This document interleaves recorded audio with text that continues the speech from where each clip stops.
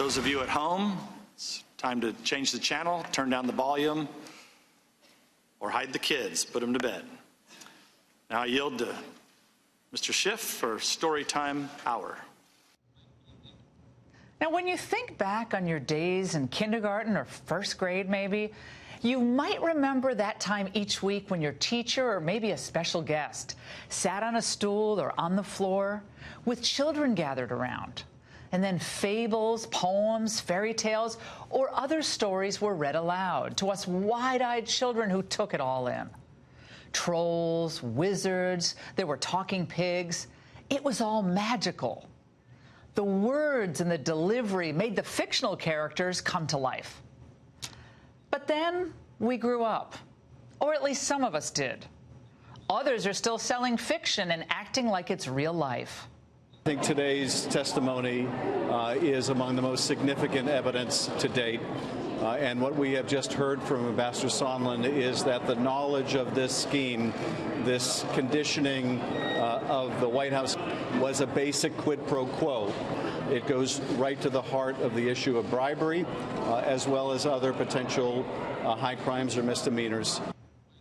Well, all day, Schiff tried play-acting the role of Sir Lancelot, who rushes in to slay the Trump dragon.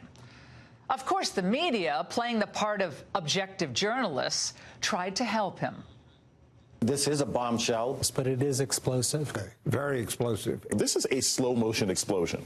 I can't emphasize how explosive this is right now. What we have witnessed today on live television, riveting. Ambassador Sondland's testimony has such gravity to it. This was an IED from Mr. Sondland. He exploded. He actually physically exploded? That could have gotten messy. But when we leave their world of make-believe, we see that there's no there.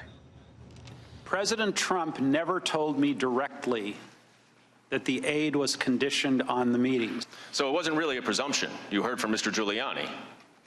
Well, I didn't hear from Mr. Giuliani about the aid. I heard about the Burisma in 2016.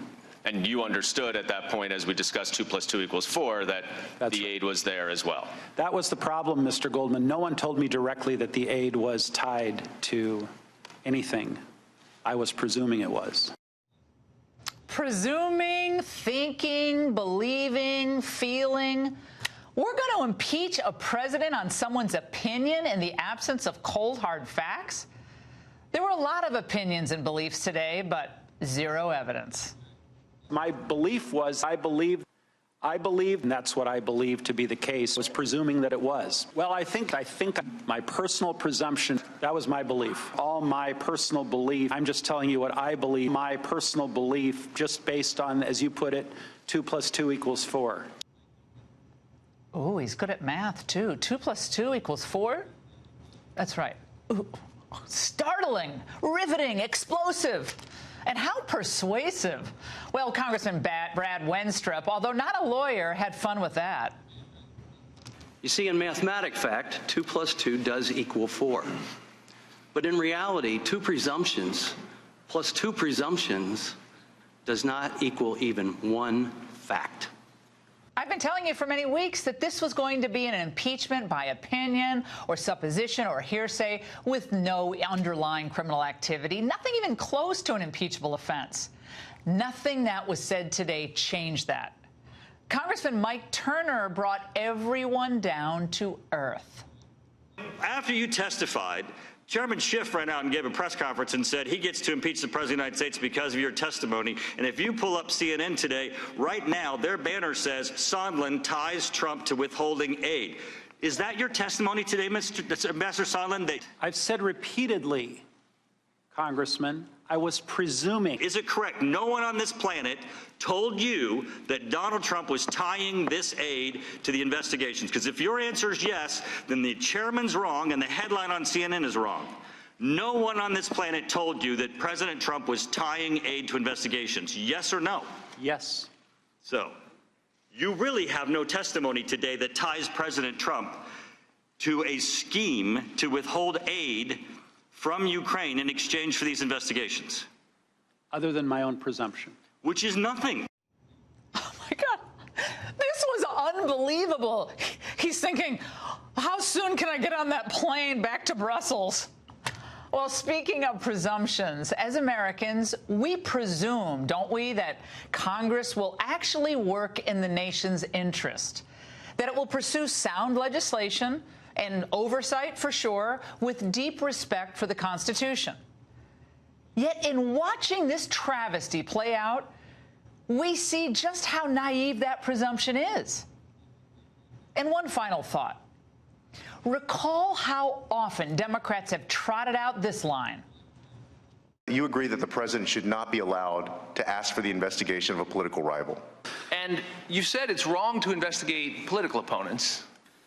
You do think it's inappropriate and objectionable to seek to get a foreign government to investigate a political rival, am I right?